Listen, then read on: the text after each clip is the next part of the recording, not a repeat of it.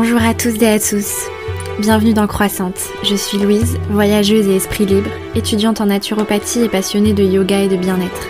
J'ai créé ce podcast pour parler de santé au naturel, de médecine traditionnelle, de spiritualité, d'expériences transformationnelles et de voyage. À travers le partage d'expériences d'éveil spirituel, de chemins de vie, de prise de conscience, de récits de voyage aussi bien lointains qu'à l'intérieur de soi, l'ambition de ce podcast sera de vous inspirer, de vous donner envie de vous reconnecter à vous-même, de vous transformer et d'incarner ce que vous voulez voir dans le monde. Le but est aussi de promouvoir avec mes invités les médecines douces et traditionnelles, l'univers mystique, ainsi que des façons alternatives et durables de voyager qui permettent selon moi de faire tout ce chemin. Alors commence par prendre une grande inspiration, ouvre bien ton esprit et tes oreilles, prépare-toi à recevoir plein d'ondes positives. Je te souhaite de passer un très bon moment avec moi. À tout de suite.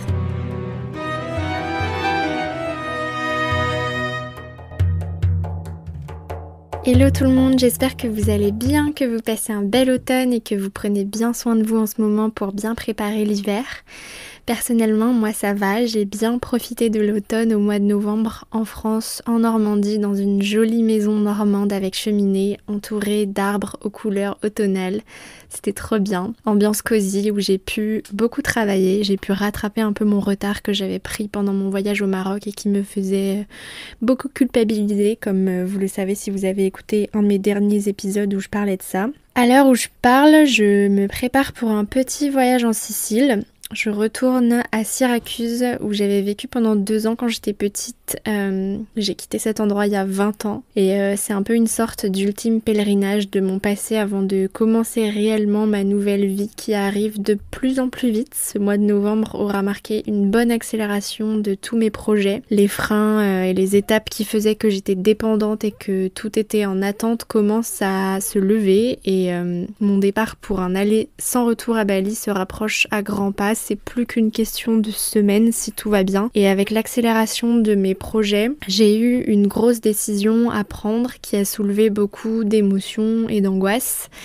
Et j'ai réussi à m'apaiser et à y voir plus clair et à avoir quelques prises de conscience grâce à un outil de développement personnel dont je voulais vous parler depuis quelques temps, qui est le tarot. Et récemment, en fait, il y a quelques jours, le tarot m'a vraiment particulièrement touchée et à la suite de ça, je me suis dit qu'il fallait vraiment que je vous en parle et qu'il était enfin temps de partager avec vous mon incroyable expérience avec cet outil magique qui me fait littéralement péter un câble à chaque tirage. Je suis estomaquée de la justesse des symboles et des synchronicités, des significations. Donc je vais un petit peu vous raconter mon expérience, comment j'ai découvert le tarot, comment mon jeu de tarot est venu à moi, pourquoi c'est autant mind-blowing en fait pour moi, comment je l'utilise, etc. Avant de commencer l'épisode, laisse-moi te parler de mon partenaire affilié Evolume, mon application de méditation guidée dont je parle longuement dans l'épisode 15. Si tu veux profiter d'une carte cadeau pour tester gratuitement l'application pendant 1 mois, avant de télécharger l'application, clique sur le lien que je t'ai mis en bas en description d'épisode et entre le code Croissante. Tu auras accès à l'application gratuitement avec toutes les fonctionnalités et les rituels de méditation quotidiens pendant 1 mois. Ensuite, tu pourras choisir soit de rester abonné au prix normal ou tu pourras même payer moins cher si tu en fais la demande. Et si tu ne souhaites pas continuer la formule payante, aucun souci, tu peux résilier à tout moment, mais tu auras à vie une bibliothèque de programmes de méditation gratuits, donc de quoi prendre soin de toi, de ton bien-être, de ta santé mentale et manifester tes rêves. À chaque fois qu'une personne profite de ma carte cadeau, je reçois une petite commission. Merci à tous de jouer le jeu, de vous faire du bien en me soutenant et en soutenant le podcast. Allez, je te laisse maintenant écouter l'épisode. Bonne écoute! Alors, qu'est-ce que le tarot pour celles et ceux qui connaissent pas trop? En fait, c'est un jeu de cartes, de 78 cartes, dont 22 arcanes majeures qui sont le magicien, la grande prêtresse, l'impératrice, l'empereur, le pape, les amoureux, le chariot, la force, l'ermite, la roue de la fortune, la justice, le pendu, la mort, la tempérance, le diable, la tour, l'étoile, la lune, le soleil, le jugement et la dernière carte, le monde. Et le reste des cartes est divisé en 4 suites d'arcanes mineurs. Les bâtons qui représentent l'élément feu, l'action, les coupes qui représentent l'élément eau, l'énergie yin, les émotions, les épées qui représentent l'élément air, le mental, la réflexion, les angoisses, etc. Et la dernière suite, les pentacles ou deniers qui représentent l'élément terre, le matérialisme, les possessions, les constructions, etc. Il y a plusieurs versions de tarot. Le tarot de Marseille, c'est un des plus connus. Le Rider-Waite et ceux qui en découlent avec des illustrations différentes est celui aussi qui est le plus utilisé, je pense. Il y a en fait des centaines et des centaines de tarots différents qui ne sont à pas confondre avec les oracles, même s'il y a aussi des oracles inspirés du tarot et des tarots qui ressemblent plus à des oracles, j'ai l'impression, mais bref. C'est un outil magique où en fait on va se connecter à son intuition pour venir chercher en soi-même la guidance dont on a besoin au travers des cartes qui sont un support artistique rempli de symboles et d'archétypes universels de l'humanité. En fait, on va venir faire remonter au conscient ce qui est dans l'inconscient. L'idée, c'est que pour chaque problématique, chaque décision à prendre, en fait, on a la réponse au fond de nous et il suffit d'écouter notre voix intérieure. Et le tarot permet d'ouvrir un peu le magnétophone de cette voix intérieure-là. Le pouvoir des cartes, c'est en fait de faire ressortir notre intuition. C'est basé sur l'idée que notre inconscient est un peu omniscient et sait tout. Et que grâce à notre intuition, on va aller choisir des cartes qui vont révéler tel et tel archétype psychologique, qui vont nous guider dans telle et telle problématique. Et en fait, on va inconsciemment choisir des cartes qui vont nous parler et je peux vous dire que à chaque fois que je l'utilise, je suis estomaquée vraiment de voir à quel point les cartes que je sors sont extrêmement synchro par rapport à mes problématiques et je vais vous donner plusieurs exemples marquants et croustillants même juste après, mais d'abord je vais vous expliquer comment j'ai découvert le tarot et comment mes tarots sont venus à moi. Alors j'ai découvert le tarot, c'était je pense il y a environ 1 an. Début 2021 quand j'ai découvert le podcast Pouvoir caché de Noélie Salguera que j'ai interviewé dans le 2e épisode du podcast et qui d'ailleurs elle-même m'a interviewé aussi dans son podcast depuis. C'est rigolo. Et donc avec Noélie Salguera, j'ai commencé à participer à ces rituels de lune en ligne sur Zoom où à chaque fin de pratique, en fait, elle fait un tirage de tarot. En fait, après un moment méditatif, elle nous fait nous connecter à notre intuition et nous demande de visualiser un chiffre entre 1 et 3 et le premier qui apparaît dans notre tête, c'est celui de notre carte. Et là, après, ensuite, elle tire 3 cartes et tu choisis ta carte comme ça. Et en fait, les premières fois, je m'attendais vraiment à rien, je connaissais pas du tout, mais à chaque fois, j'ai été grave surprise de la signification de la carte qui collait parfaitement avec le thème de ce sur quoi j'étais en train de travailler, mes questionnements, etc. Et ça me faisait vraiment tilt dans la tête à chaque fois. Et au fur et à mesure des rituels, j'étais de plus en plus intriguée. Et après avoir écouté ces podcasts, ceux de Vanessa DL, Mystique et ceux aussi de Justine de Sacré Yoni, je me suis mise en tête de m'acheter mon propre jeu de tarot afin de m'approprier cette pratique et pouvoir l'utiliser quand bon me semblait. Donc comme c'est quand même un outil assez sacré, je me voyais mal en commander un sur Amazon et il y a tellement en fait de choix que je savais pas du tout quoi prendre, donc j'en ai pas acheté un tout de suite parce que j'ai attendu que le hasard fasse que je l'obtienne d'une façon ou d'une autre parce que j'avais entendu dire que c'était un peu comme les pierres de lithothérapie, en fait on les choisit pas mais ils nous choisissent et effectivement j'ai bien fait de ne pas me précipiter parce que mes tarots sont venus à moi de façon très claire et de manière évidente. En fait, au printemps, j'ai passé une après-midi à la plage avec une copine de ma mère qui est un peu médium, enfin pas qu'un peu d'ailleurs, complètement. Et je lui ai parlé du fait que j'aimerais bien me procurer un tarot, mais que je savais pas lequel choisir, etc. Et elle m'a regardée d'un coup et elle m'a dit « Ah bah je vois très clairement que toi, ton tarot, ce sera celui de Osho, le Osho Zen Tarot. » Donc je me suis dit ok très bien, ça colle bien avec ma personnalité parce que c'est un tarot qui reprend les principales arcanes du tarot classique mais mélangé avec de la philosophie zen, bouddhiste, etc. Donc plutôt asiatique et comme l'Asie fait clairement partie de ma mission de vie, ça m'a semblé cohérent. Mais je me suis toujours pas précipitée pour en commander un parce que j'avais pas envie de l'acheter sur Amazon, mais plutôt voilà, j'avais envie de tomber sur une boutique ésotérique et voilà. Et un beau jour, je suis effectivement passée complètement par hasard devant une librairie ésotérique, le Gilbert Jeune, en face de Notre-Dame, que j'avais jamais vue alors que je passe très souvent devant. Et je passe devant et genre au dernier moment, je décide d'entrer. Et là, donc je vais devant l'étagère des jeux de tarot et tout de suite, je vois le Oshozen Tarot qui m'attendait trônant en plein milieu de l'étagère des tarots. Donc si vous me suivez sur Instagram, vous avez sûrement vu que c'est pas le Oshozen Tarot que j'utilise actuellement dans mes tirages parce qu'en fait, c'est un tarot, disons, réinventé parce que voilà, il utilise aussi de la philosophie zen, etc., des concepts philosophiques qui sont beaucoup plus complexes. Déjà que le tarot, les arcanes, etc., c'est déjà complexe. Donc j'ai décidé de m'en prendre d'abord un plus classique pour commencer à appréhender les arcanes et me familiariser avec la pratique avant d'aller dans un truc un petit peu plus deep où voilà, les explications sont peut-être un peu plus complexes et moins concrètes. Donc je me suis dit ok, je vais en choisir un classique. Donc là il fallait que je choisisse et je me suis dit que j'allais me fier à mon intuition et écouter ce conseil que j'ai entendu quelque part qui disait qu'il fallait simplement voir par quoi on était attiré visuellement et si l'objet nous parle et que ça nous attire, c'est qu'il est fait pour nous. Donc en fait là ça devient drôle. Pour la petite histoire, en fait, 2 jours avant, j'avais interviewé Laura de The Inca Tribe, qui a été interviewée du coup dans l'épisode 14, et enfin, elle est venue 2 fois, dont un épisode où elle m'a fait mon thème astral en direct. Et donc par rapport à mes placements, elle m'avait parlé d'une arcane du tarot qui représentait symboliquement toute l'énergie de mon thème astral, qui résumait en fait mon thème astral, et cette carte, c'est celle du chariot, l'arcane numéro 7. Et quand elle m'a parlé de ça, je lui ai tout de suite répondu que je connaissais pas cette carte, que je l'avais jamais vue, mais que j'étais persuadée que j'allais commencer à la voir partout maintenant.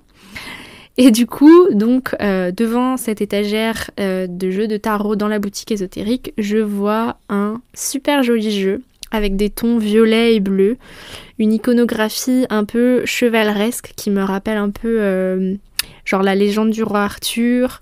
Sur le devant du jeu, il y a une belle brune, donc je me dis tiens ça m'attire et là je le prends, je le retourne et sur le derrière du tarot était représentée la carte du chariot.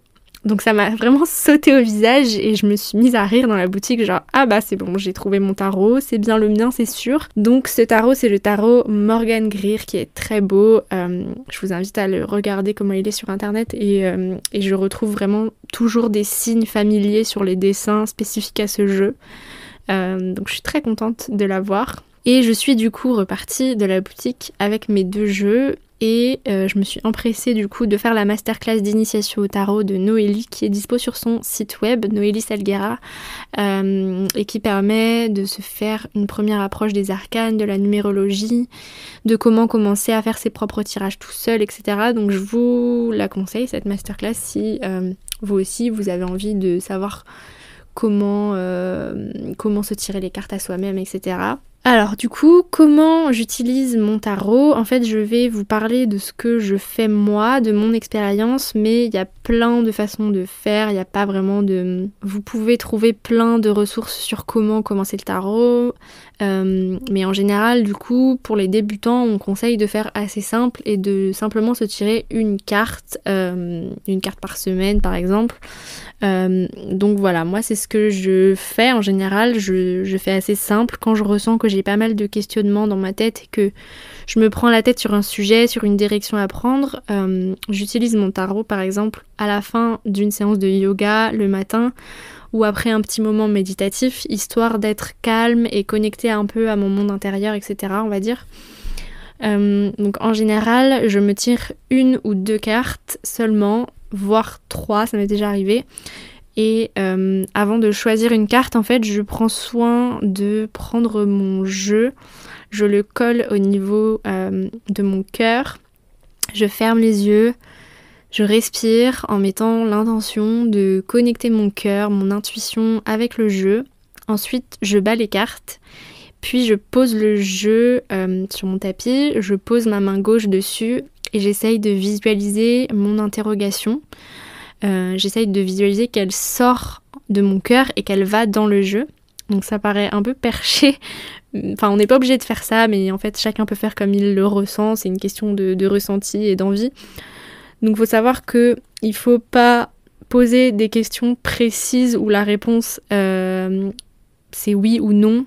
Ni demander des choses trop divinatoires, ni trop solutionnantes.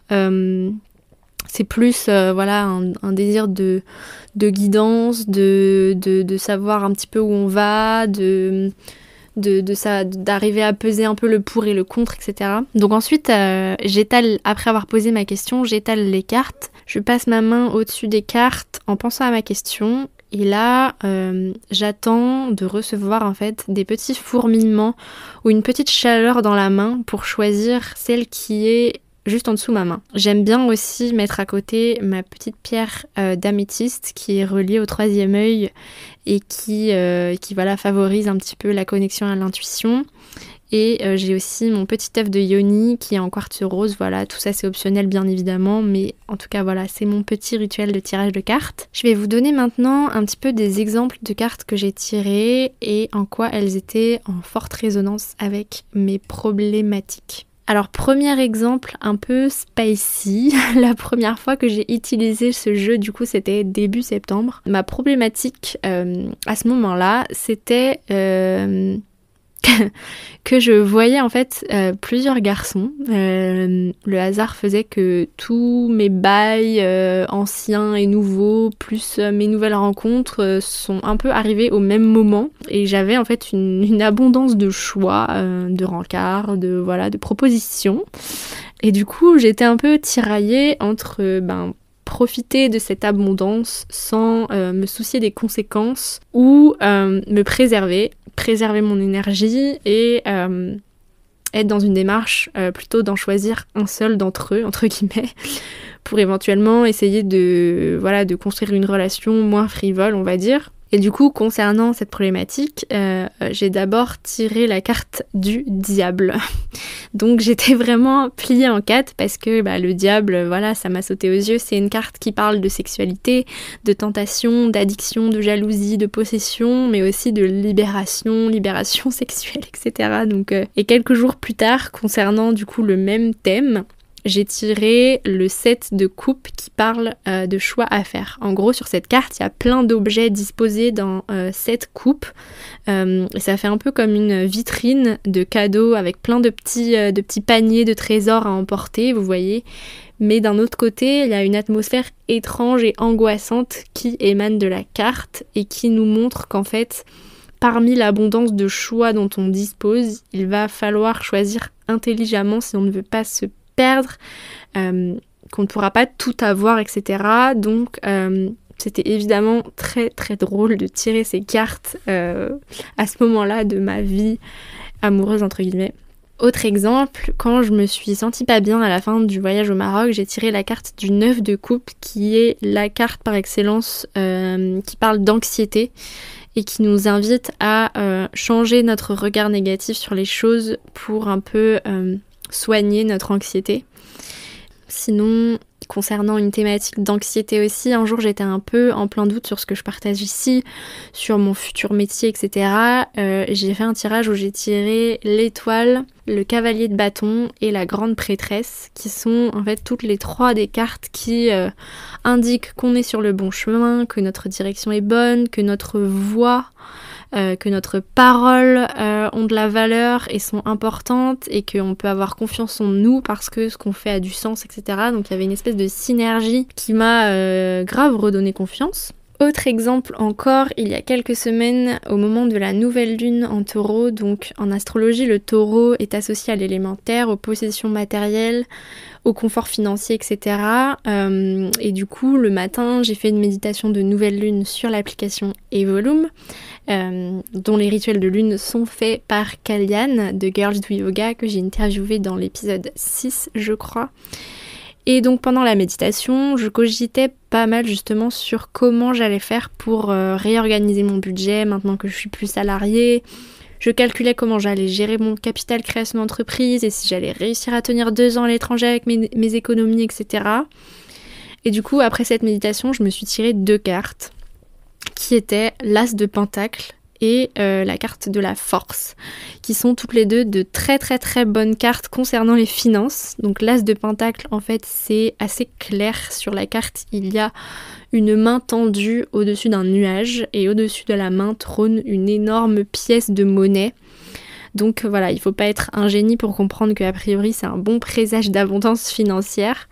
Et la deuxième carte de la Force, la signification qu'on lui prête concernant les finances et en général, c'est de continuer à être un bon gestionnaire et que si on continue comme ça à maîtriser les choses dans la sagesse, dans l'endurance, on va pouvoir faire de beaux investissements et facilement récolter les fruits de ces investissements. Donc ce tirage était super positif, ça m'a tranquillisé l'esprit, ça m'a donné confiance un peu en l'avenir et ça m'a permis d'arrêter d'être anxieuse pour rien en fait. L'expérience la plus incroyable et la plus marquante que j'ai vécue avec mon tarot, en fait, je viens de la vivre il y a quelques jours. C'est pour ça que je me suis dit qu'il était grand temps de faire un épisode là-dessus. Donc pour vous raconter le contexte, en gros, comme vous savez, je pars vivre à Bali et voyager en Asie très bientôt. Et ça fait en fait déjà 1 an que je sous-loue / partage mon studio à Paris avec une copine, avec qui on partageait le loyer ou quand j'étais pas là me filait l'intégralité du loyer et qui du coup devait continuer à me sous-louer intégralement mon appartement pendant mon absence, me permettant ainsi de ne pas avoir à déménager et de continuer à avoir un petit pied-à-terre à Paris si jamais au bout d'1 an j'en avais marre de voyager. Et au final, la semaine dernière donc, genre à 6 semaines de mon départ présumé, ma pote m'annonce qu'en fait elle ne pourra pas me sous-louer toute l'année mon appart et qu'elle pourra pas le louer en tout cas dans l'intégralité du prix du loyer, etc. Bref, plein de galères, je vous passe les détails, mais en gros du coup j'avais plus l'assurance d'avoir mon loyer payé tous les mois et que j'allais potentiellement avoir des galères qui auraient eu pour conséquence que je doive rentrer de Bali pour gérer ça alors que c'était pas prévu. Bref, du coup, à la base, je voulais pas quitter cet appart parce que je l'aime trop. Je l'ai tout bien décoré il y a 1 an et ça fait 8 ans que je suis dedans. Et ma mère était plus tranquille en fait de savoir que j'avais toujours un petit chez moi en France et que je quitte pas tout. Du coup, elle me poussait à trouver une solution pour le sous-louer, pour qu'on le garde dans la famille, etc.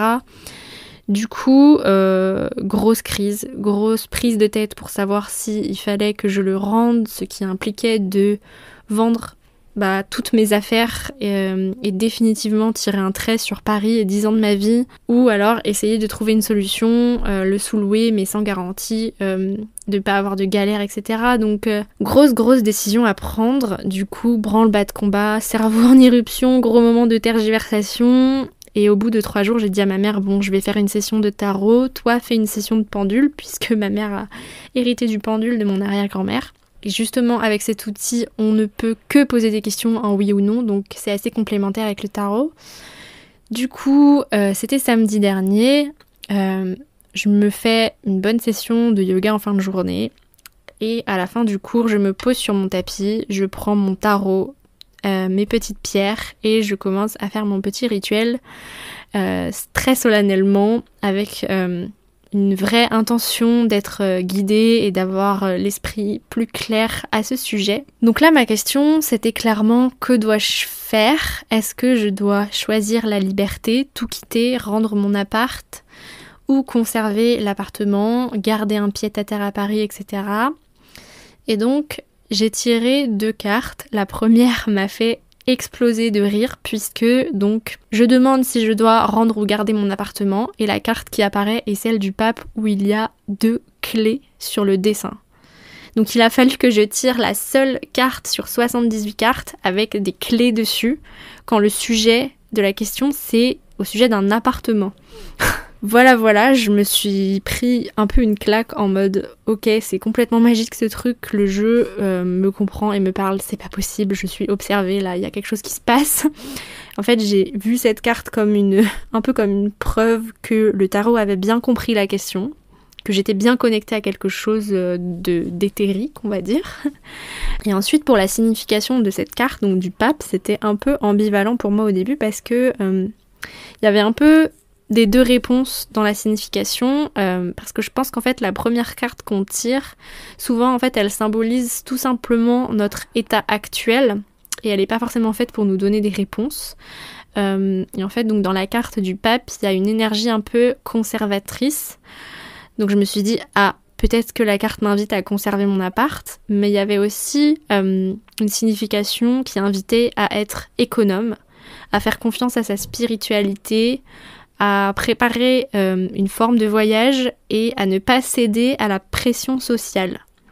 Donc ici pour moi la pression sociale c'était vraiment ma mère qui me disait de ne pas rendre cet appart, que c'était dommage et que j'étais un peu folle de tout quitter comme ça. Donc étant pas certaine de la signification de la carte, j'ai envoyé un message sur Instagram à Éléonore du compte Carto Mindset que je vous recommande, qui m'a aidée à y voir plus clair et qui m'a clairement dit que pour elle, elle sentait que tout me poussait à aller de l'avant et à faire confiance à mon projet et à ma spiritualité et que j'avais pas besoin de garder cet appart comme un boulet au pied.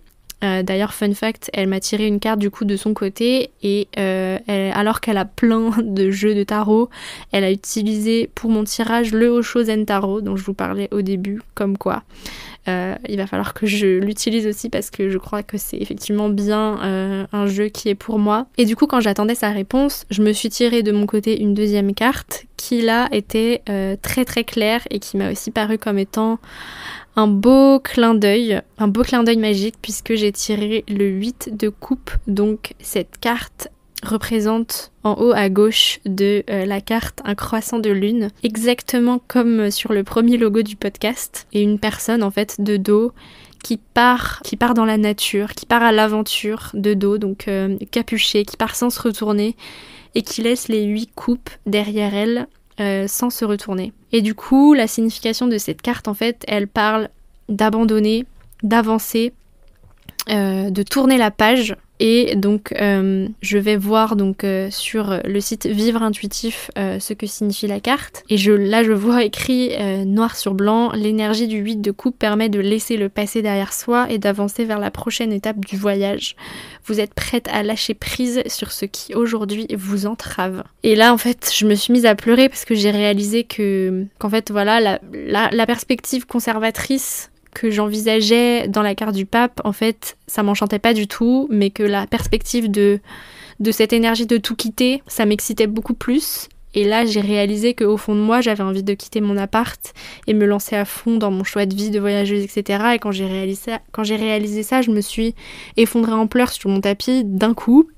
Non pas parce que j'étais triste, mais juste que j'étais super émue de voir que j'allais tourner la page de 8 années dans cet appart qui a vu défiler toutes les phases de ma vie, toutes mes études, toute ma vie amoureuse, tous mes tourments, tous mes bonheurs, et c'est un deuil en fait. Mais en même temps, je ressens beaucoup d'amour pour cet endroit et toutes ces années, et je suis heureuse de le laisser partir. Donc du coup, grâce au tarot, grâce à cet outil d'introspection et à ce pouvoir incroyable de l'intuition, j'ai pris ma décision. Et je me sens 100% alignée avec elle. J'ai pris conscience que je gardais cet appart comme un boulet au pied, effectivement, par peur de ne pas réussir mon projet, par peur de me manquer, par peur de me retrouver sans ressources. Et en fait, c'est des peurs qui n'étaient même pas les miennes, mais plutôt celles qui venaient des autres, de leur trauma à eux, qui ne m'appartenait pas finalement. Et je suis d'autant plus alignée avec cette décision que ça me permet d'être complètement cohérente dans mon projet de vie, mon projet de voyage. Je vais pouvoir fièrement me dire que oui, j'ai tout quitté pour partir à l'autre bout du monde comme une grande fille, et rien ne m'empêchera de vivre ce que j'ai à vivre en étant 100% dans le moment présent et surtout libre. La liberté qui est la valeur qui m'anime le plus en ce moment dans ma vie et qui est ma priorité. Voilà pour mon expérience de tirage de cartes. Alors ce que je voudrais vous dire après tout ça, c'est que non, je ne me considère pas comme ayant des pouvoirs magiques ou une intuition plus développée que les autres, que le commun des mortels. Malgré toutes ces synchronicités dans mes tirages, je voudrais vraiment dire que je pense que tout le monde est capable d'utiliser son intuition et de jouer avec le tarot comme ça. Et d'ailleurs, quand on se tire les cartes, que ce soit avec mes potes ou avec ma mère, je ne tire pas les cartes pour eux parce que pour moi, en tout cas pour mon ressenti, ça doit venir de son cœur à soi. Quand on se fait un tirage, ça doit venir de son cœur. Donc je dis aux gens de juste... je les invite à faire comme moi en fait, à se connecter au paquet en mettant leur main gauche dessus, reliée au cœur, et de fermer les yeux et de respirer en pensant à leurs questions. Et à chaque fois, les cartes qu'ils tirent sont extrêmement concordantes, exactement comme moi je me tire des cartes à moi. Donc je voulais vraiment vous partager cet outil pour éventuellement vous donner envie de vous l'approprier, pour en faire un guide, une boussole personnelle pour vous aider dans vos prises de tête. Et d'ailleurs, juste avant que j'enregistre l'épisode, ma pote qui s'interroge aussi du coup pour savoir si elle va reprendre le bail de l'appartement ou l'acheter pour le louer, etc. Elle a aussi tiré la carte du pape, donc la carte avec les clés. Donc c'est incroyable à quel point le tarot ne ment pas. Ce que je voudrais aussi vous dire, c'est pour moi le plus fort pouvoir du tarot, et c'est pareil pour l'astrologie parce qu'en fait c'est assez lié et le tarot s'inspire aussi beaucoup de l'astrologie, c'est que ce sont des supports artistiques. Le tarot, c'est un art. Et en fait, les prises de conscience que les cartes me procurent, c'est exactement la même chose que j'ai pu ressentir quand j'ai eu des déclics, quand je regardais un tableau ou un film, ou vous savez, quand on écoute une chanson et que d'un coup ça nous élève, ça nous fait un choc esthétique et ça nous fait sentir humain et relié avec le monde, où on se reconnaît dans l'œuvre, où on peut s'identifier, où ça nous émeut, ça nous transporte et ça nous fait des déclics en fait, et du coup ça nous fait avancer, ça nous fait lâcher prise, ça peut être une vraie expérience cathartique. Donc voilà, pour moi le tarot c'est comme n'importe quelle œuvre artistique qui va vous procurer des déclics en fait. Et les symboles du tarot, voilà, c'est assez proche de l'art pictural, ça nous renvoie à des symboles universels de nos cultures, à des archétypes psychologiques que nous avons tous en nous, et s'y intéresser c'est une très belle source de culture générale et de culture humaine. Voilà, ce sera le mot de la fin. J'espère que cet épisode vous aura plu. Je pense que je vous ai bien transmis mon amour pour le tarot. J'espère qu'on en reparlera ici bientôt. Je vais réfléchir à inviter une tarologue. En attendant, n'oubliez pas de partager le podcast s'il vous a plu et de me suivre sur Instagram pour qu'on reste connectés. Bye! Merci d'avoir écouté cet épisode jusqu'au bout. S'il t'a plu, n'hésite pas à le partager autour de toi et sur tes réseaux et à m'envoyer un message pour me dire ce que tu en as pensé sur Instagram @LouiseBrenner. N'oublie pas de t'abonner et si tu es sur Apple Podcast, à me noter 5 étoiles et à me laisser un avis positif, c'est ce qui me soutiendra le plus. Un grand merci à toi et je te dis à bientôt pour de nouveaux épisodes inspirants. Bye!